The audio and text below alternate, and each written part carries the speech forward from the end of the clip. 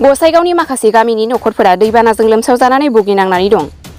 दिनै गसाइगाव महकुमानि सिङाव थानाय आसाम बंग सीमा सेरनि माखासे गामिनि नखरफोरा दैबानाजों लोमसावजानानै गोब्राबै भुगिनांनानै दङ।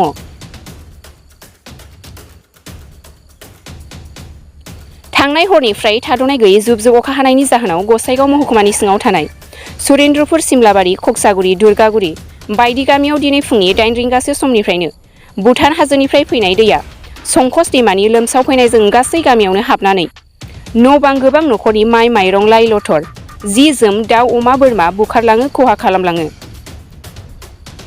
लोगोसे मोसौ मैसो खाजायै जानो लोंनो थायै थासारिजों भुगिनो गोनां जायो आरो गिख्रंथाव थासारिजों भुगिनो गोनां जायो सुरेन्द्रपुर, सिमलाबारि गामिनि थागिबि सुबुंफोरा। जायनि जाहोनाव गोजौ हा मारु नायनानै मोसौ मैसोखौ खाहैनो गोनां जायो आरो मानसिफोराबो थाहैनो गोनां जायो।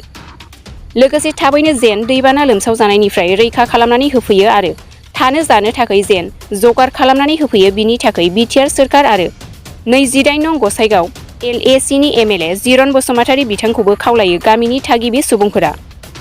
বানপানী কয়টা পৰা হৈছে? আজি বানপানী পুৱা 8টাৰ পৰা আৰম্ভ হৈছে, কিন্তু বানপানী আগত ইমান হোৱা নাছিলে, অলপ অলপ লাহে লাহেকৈ এতিয়া বহুত বাঢ়ি গৈছে।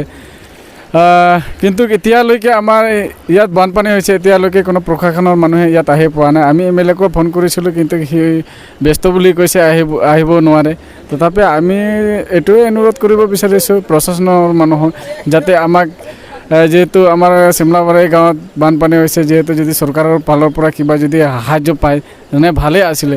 যেহেতু আমিও জনসাধাৰণ, আমিহে কিবা প্ৰতিনিধিবিলাক আমিহে ভোট দি সিহঁতক জিকাই দিওঁ, কিন্তু সিহঁতে যদি আমাৰ দুখৰ বিপদৰ সময়ত যদি সিহঁতে আমাক নাচায় তেনেহ'লে কেনেকৈ হ'ব? আমি পিছত নেক্সট বাৰত আমি সিহঁতক কেনেকৈ বিশ্বাস কৰি ভোট দিব পাৰিম? কিমান পৰিয়াল আছে ইয়াত? মোটামুটি 30 মান পৰিয়াল আছে।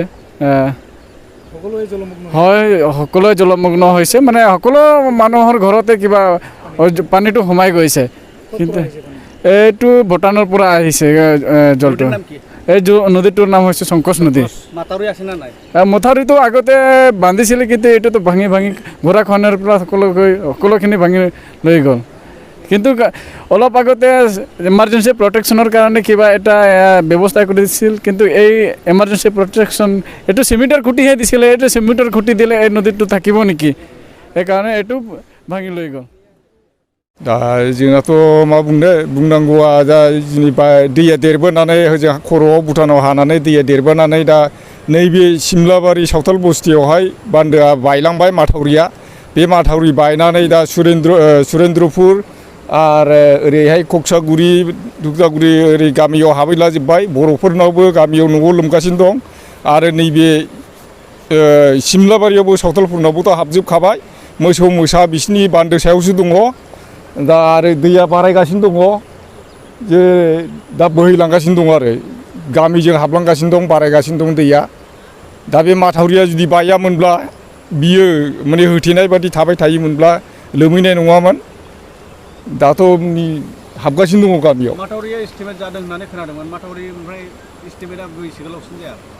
एस्टिमेटआथ' बेयो फिसिंसो जादों। माथावरि दा फिसिंआ बिनि एसे डाउनावसो, दाथ' बे बायाखै मावनाया। 200 बेसेबांमोनलाय बियो? 200 मिटार जादों। बे फिसिंसो, खिन्थु माथावरि नङा। माथावरि सेरावहाय गिसिखालांनायाव बेहाय फिसिं जादों। दा बियो बिसिम सौहाफैयाखै आरो। दा बिनि राहानि थाखाय सरकारनावहाय माबाफोर बुंनो गोसो दं नामा? सरकारा जोंथ' डिपार्टमेन्टनिसो मानसि, जों WR होनना बुङो, वाटार रिसर्स डिपार्टमेन्ट, गसाइगाव साब डिभिसन। ओमफ्राय जोङो दा नायनानै जोंहा जे माने जे एरियायाव इर'सन जायो एबा बान्दो बायो बेखौहाय जोङो माने रिपर्ट हरदो अफिसाव। अफिसनिफ्राय ओरै थाङो डिभिसनाव, डिभिसननिफ्राय बिदि इन्जिनियारफ्रासो बेखौ मावनो हायो आरो। दा नोंथांमोननि बादिबा दैया देरबोगासिनो दं ना राननाय? दैया देरबोगासिनो दं, बारायगासिनो दं। दाथ' टाइमा खैथा जाखो? गिख्रंथाव जानो हागौ। दाथ' मथा-मथि जोंनि डेन्जार लेभेलाव थांखाबाय दैया, डेन्जार लेभेलाव बोहैगासिनो दं। रायजोफोरखौ नोंथांमोना माबायदि गोख्रों माबा मोनसे बाथ्रा बुंगोन जेनेबा दा मोनायाव न'आवनो थानो ना थारमाने दा गावबागावसो बे जागोना थानांगौआ जोङो दा फैनानै अफिस जोंनि जेइ जुनियर इन्जिनियारनो जोङो खबरखौ हरबाय दा जुनियर इन्जिनियारा डिभिजनाव माबाखौ हरसिगोन आरोखि रिपर्टखौ आरो जोंनि साब डिभिजनाव थांखाबाय साब डिभिजननिफ्राय दा डिभिजनाव थांगोन डिभिजन